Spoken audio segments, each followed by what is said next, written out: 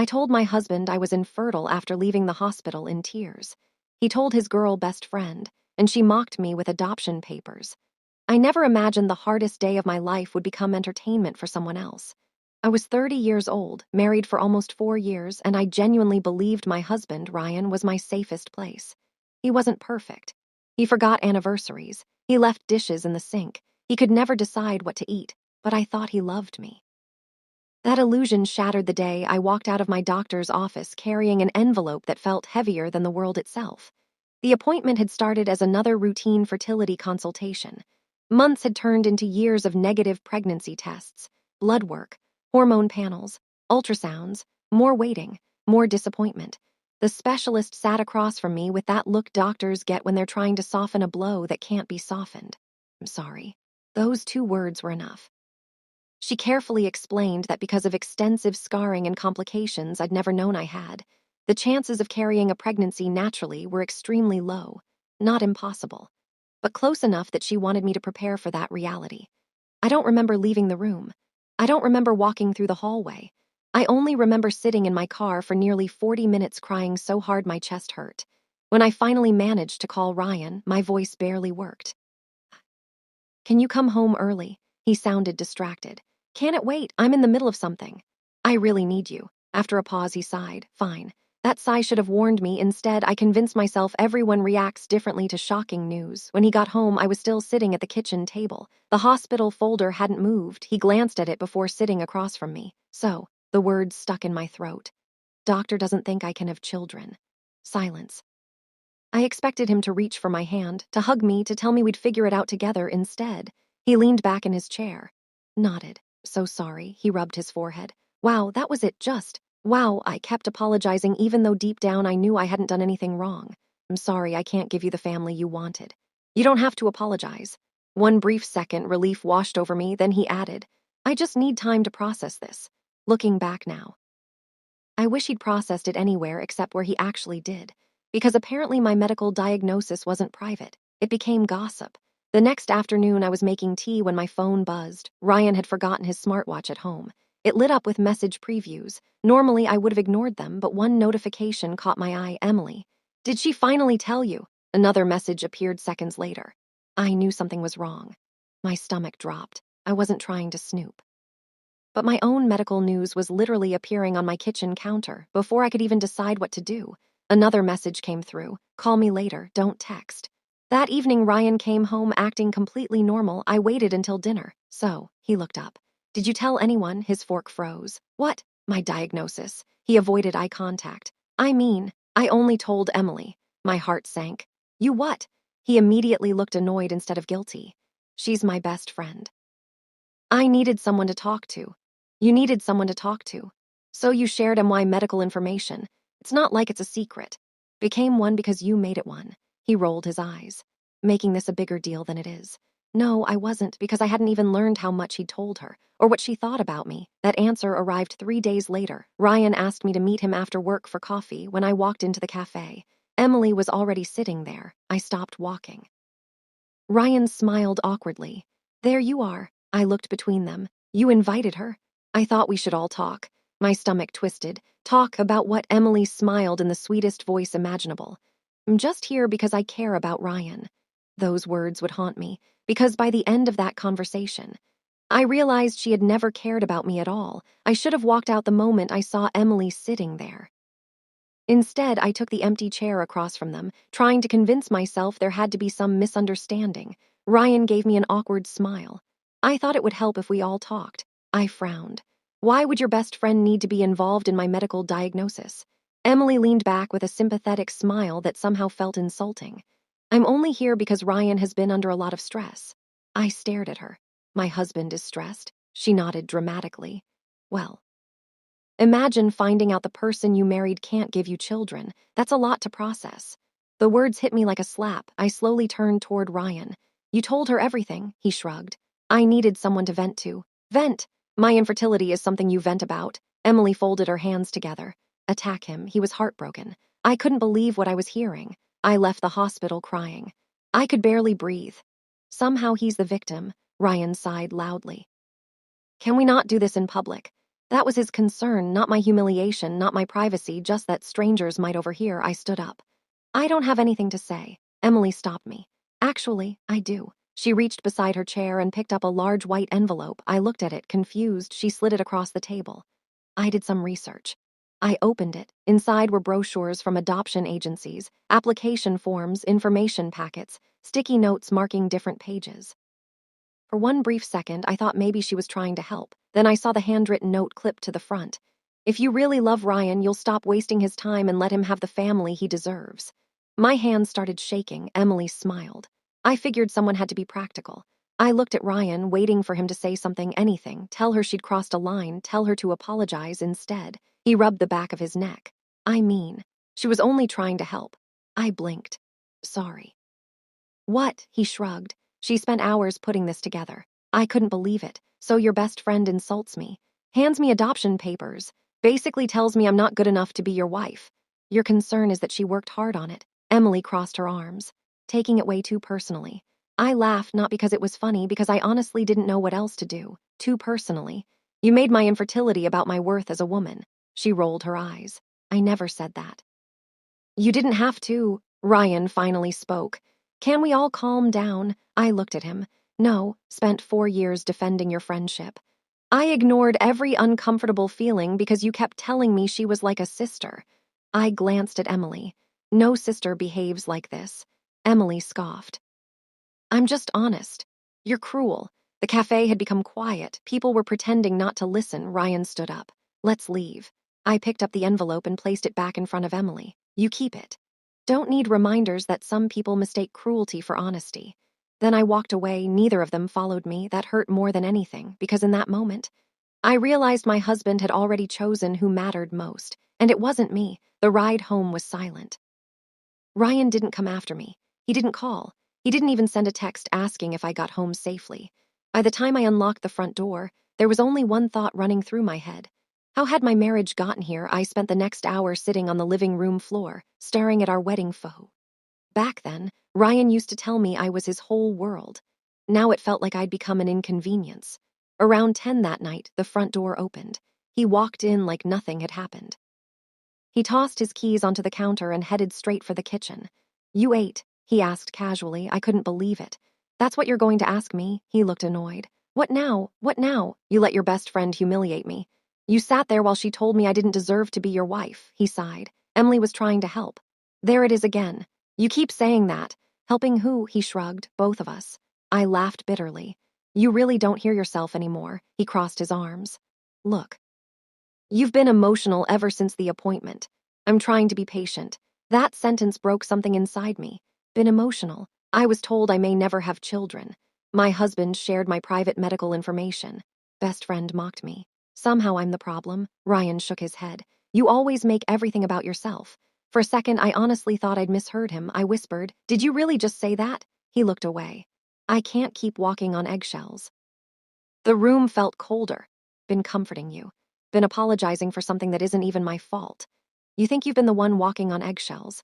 He didn't answer. Instead, his phone buzzed. He glanced down. A smile appeared for the first time that entire day. Emily. I recognized the notification instantly. He replied before I even finished speaking. That hurt more than every word he'd said.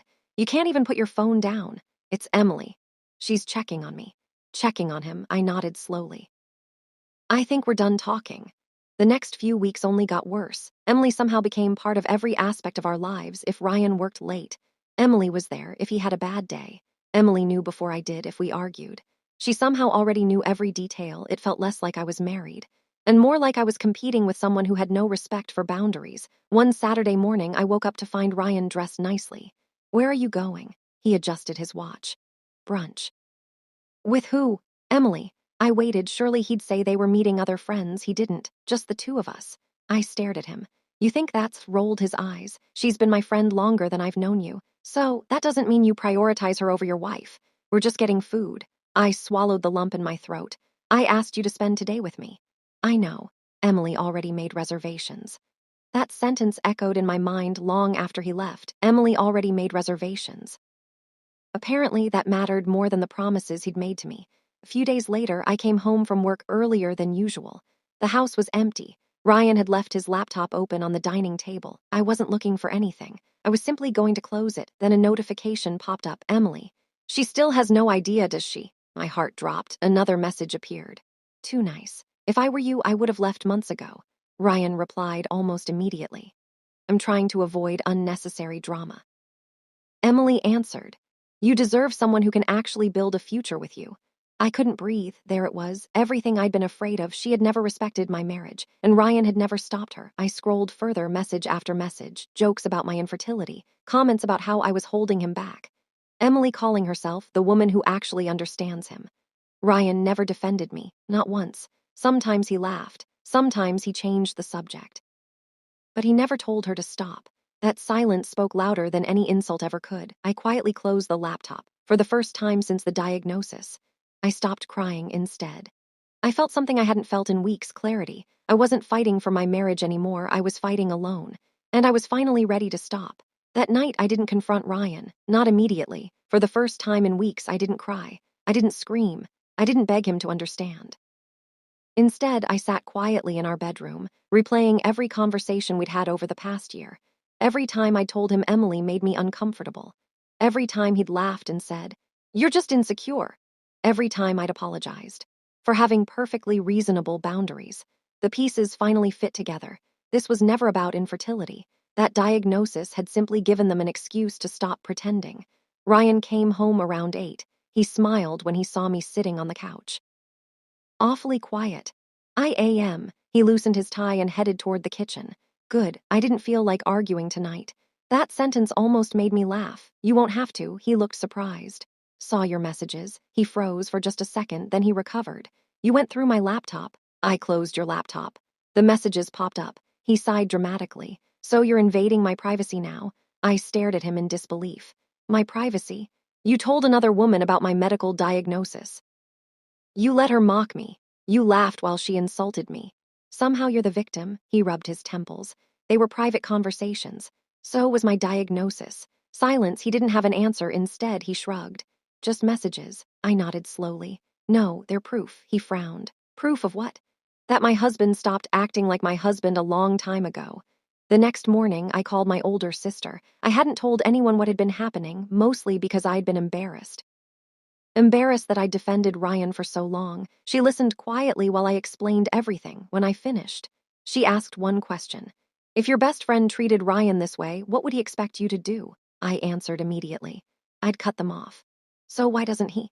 That question stayed with me all day. Over the next week, Ryan barely noticed the changes. I stopped cooking dinner. I stopped asking about his day. I stopped reminding him of appointments. I stopped trying funny enough. He didn't notice until he needed something. Did you wash my blue shirt? No, not. I've been busy, he frowned. You always wash it. I used to. Another evening. What's for dinner? I don't know. You didn't cook? No, he looked genuinely confused. Are you mad about last week? I smiled politely. I'm tired. What does that mean? It means I'm tired. Tired of fighting. Tired of explaining. Tired of competing with someone who isn't even my spouse. The first time, he looked nervous. 3 days later, he came home carrying flowers, not because he'd realized how badly he'd hurt me. Because Emily had apparently told him women like flowers after arguments. He held them out awkwardly. Peace offering. I looked at the bouquet. They're beautiful. I know. I bought them. I nodded. Sure you did. Then I walked past him. The flowers stayed on the kitchen counter. They wilted there over the next week, just like our marriage. The final straw came on a Friday evening. Ryan announced almost casually, Oh, by the way, Emily's coming over tomorrow. I looked up from my book. No, she isn't. He blinked. What? I said she's not coming into this house. It's my house too. I'm saying no, he laughed. You don't get to decide who my friends are. You don't get to invite someone who openly disrespects your wife into our home. He grabbed his phone. Before I knew it, he put Emily on speaker. She says you can't come tomorrow. Emily laughed. Oh, she's still upset. Still upset. As though my humiliation had an expiration date, Ryan chuckled. I know. Emily's voice became sharper. You know what, Ryan? At some point, she's going to have to accept reality. I stood up. No, you are, she paused. I continued. Reality is that you're a guest in someone else's marriage. You've overstayed your welcome. Emily scoffed. Been here longer than you think. Room fell silent. Ryan's face went pale. He immediately reached for his phone. She'd already hung up. I looked at him. What did she mean by that? He couldn't answer for the first time. Ryan looked scared. Not because he was afraid of losing me, because he was afraid the truth was about to come out. And I was finally ready to hear it. Ryan stood there, staring at the blank phone screen. For the first time in months, he looked genuinely nervous. I folded my arms. What did she mean? He forced out a laugh. Emily likes to exaggerate. No, again. There isn't anything to explain. I held his gaze. Then look me in the eyes and tell me she's wrong. He opened his mouth. Nothing came out. That was all the answer I needed. The next morning, I packed a small suitcase. Ryan watched me from the bedroom doorway. What are you doing? Leaving. His expression shifted from confusion to irritation. Seriously moving out over this? I'm moving out because I've spent months begging my husband to respect me. He scoffed. So you're giving up. I zipped my suitcase. No, finally stopped being the only one fighting. He stepped closer. If you walk out that door, don't expect me to chase after you. I looked at him calmly.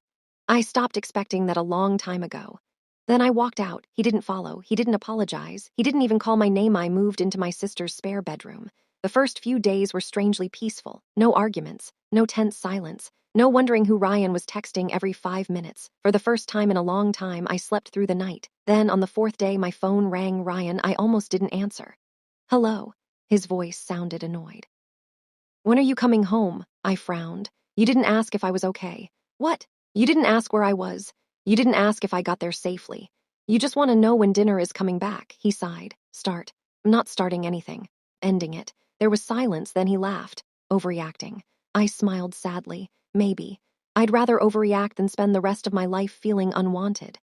I hung up. A week later, I was served with something I hadn't expected, not divorce papers. A letter inside was a handwritten note from Emily. It read, "You should let Ryan go gracefully. You know he deserves someone who can give him the future he wants. Don't be selfish." I read it twice. Then I laughed, not because it was funny, because the audacity was unbelievable. She had inserted herself into my marriage, my medical diagnosis, and now my separation. I folded the letter, slipped it back into the envelope, and placed it in a folder with screenshots of the messages I'd saved. There was one thing I'd learned, it was to keep records. A month later, Ryan finally asked to meet. We sat across from each other in a lawyer's office. He looked tired, older, as if the last few weeks had caught up with him. He cleared his throat. Do we really have to do this? I looked at him. You had months to ask me that. Made mistakes. You did. Mistakes are forgetting birthdays. Mistakes are buying the wrong groceries. What you did was a series of choices. He looked down. Never cheated. I nodded. I believe you. He looked relieved, then I continued. You betrayed my trust every single day. Sometimes emotional betrayal hurts just as much. He didn't argue because he couldn't. The papers were signed quietly. When it was over, my lawyer smiled gently. Free. Those 2 words felt very different from the ones I'd heard in the hospital months earlier. Back then, I thought my future had ended. Now. It finally felt like it was beginning. As I walked out of the building, I heard someone calling my name. It wasn't Ryan. It wasn't Emily. It was a familiar voice I hadn't heard in years. Is that you? I turned around. Standing there with a coffee in one hand and an expression of complete surprise was someone from my college days. A man I'd once studied with. Someone kind. Someone who had always treated everyone with quiet respect. I smiled for the first time in what felt like forever. Daniel. He smiled back. I thought that was you. Neither of us knew it then. But that unexpected meeting would completely change the rest of my life. For a moment, I just stared. Daniel, he laughed softly. I can't believe you recognized me. Of course I did. He looked almost exactly the same as he had in college, just a little older, a little more confident. What are the chances? He asked. I smiled. Pretty small. He glanced at the folder in my hands. Everything okay? I hesitated. Long story. He nodded immediately. You don't have to tell me. That simple sentence caught me off guard. He wasn't trying to pry. He wasn't demanding answers. He simply respected that I might not be ready. It had been so long since someone had done that we ended up talking for nearly an hour at a nearby cafe. Nothing serious, just old memories. Professors we used to complain about. Classmates we'd lost touch with. The terrible coffee from the campus cafeteria for the first time in months.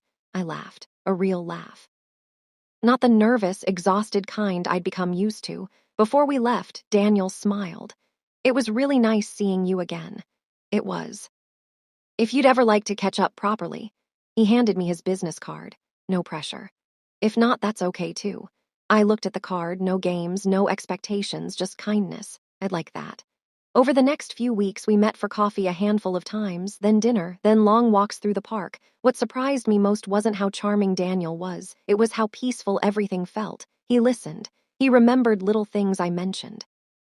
If I said I liked a certain dessert, he'd remember weeks later.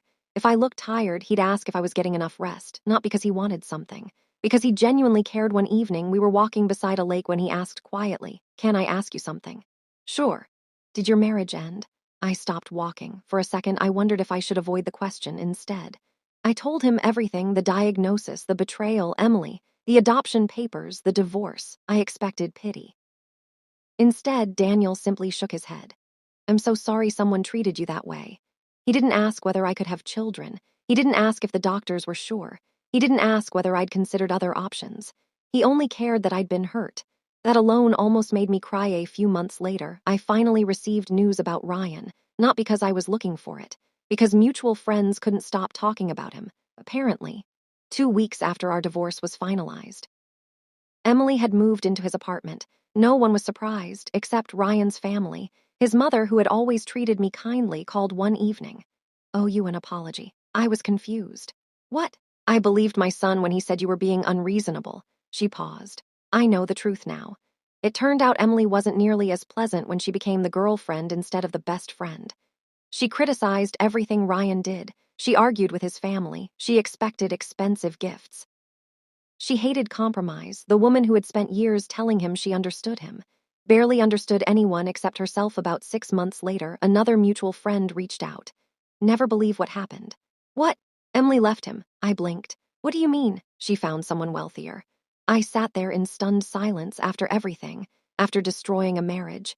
She walked away without looking back. Ryan apparently tried to call her for weeks. She blocked him.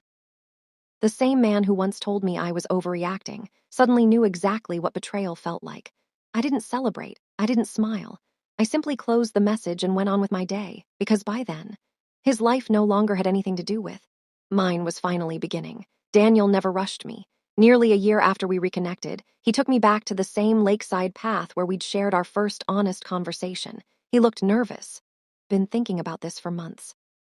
He reached into his jacket, not for a ring, but for a small notebook. Inside were photos, travel destinations, little dreams he'd written down, recipes he wanted to try together, a house with a garden, a dog, a life built on laughter instead of fear. He smiled.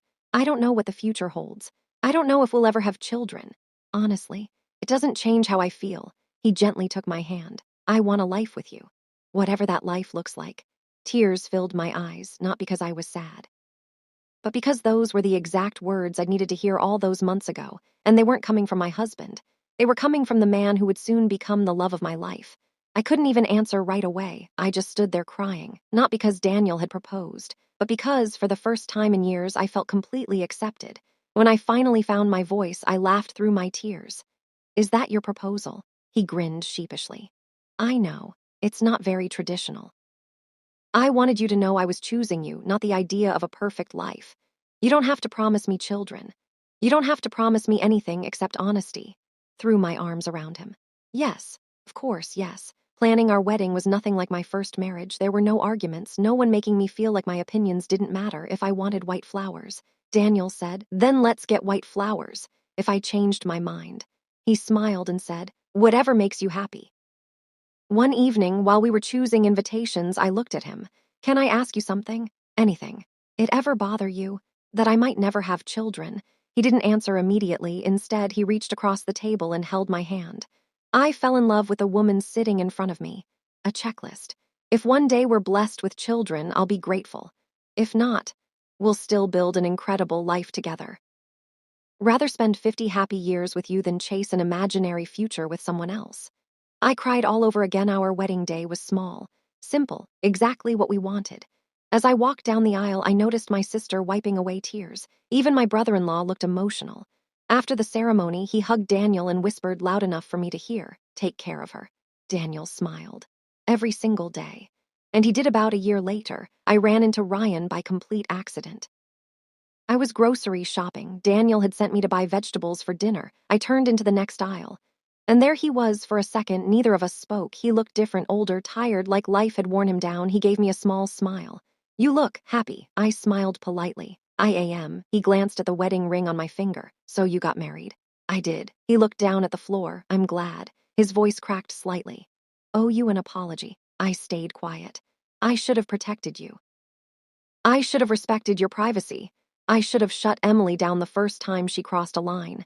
I thought she was helping me. I didn't realize she was slowly destroying everything. I listened. Then I said something I never imagined I'd be able to say. I forgive you. His eyes widened. But forgiveness doesn't mean I wish we'd stayed together. Simply means I'm no longer carrying the weight of what happened. He nodded slowly. I understand. Before either of us could say anything else, someone called my name. I turned. Daniel was walking toward us with a shopping basket in one hand and 2 cups of coffee in the other. He smiled the moment he saw me. I found your favorite. Then he noticed Ryan. Daniel simply extended his hand.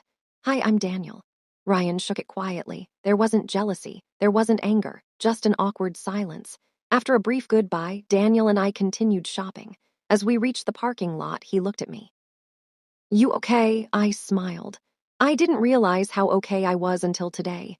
He squeezed my hand. I'm glad. A few months later, something happened that I never expected. I received a call from my doctor. They wanted me to come in for additional testing. I assumed it was routine. Instead, the doctor smiled as she looked at my latest results. I think your original diagnosis deserves another look. Medicine had advanced. New imaging showed that while pregnancy might still be difficult, it wasn't as impossible as everyone had once believed. She was careful not to make promises, but for the first time in years, there was hope. Daniel smiled the entire drive home. You know, I laughed. What? I meant what I said. If this changes nothing. I'm still the luckiest man in the world. 2 years later, life looked completely different. Our house was filled with laughter. Friends visited often. Our weekends were spent cooking together, taking road trips, and making memories instead of surviving arguments. Sometimes people ask me if I regret my first marriage. The answer surprises them. I don't. Because if I hadn't walked away from someone who made me feel small, I never would have found someone who reminded me how deeply I deserved to be loved. Losing that marriage felt like the end of my world. In reality, it was the beginning of the best chapter of my life. And every now and then, when Daniel catches me smiling for no reason, he asks, "What are you thinking about?" I always give him the same answer. Just grateful I finally found my way home.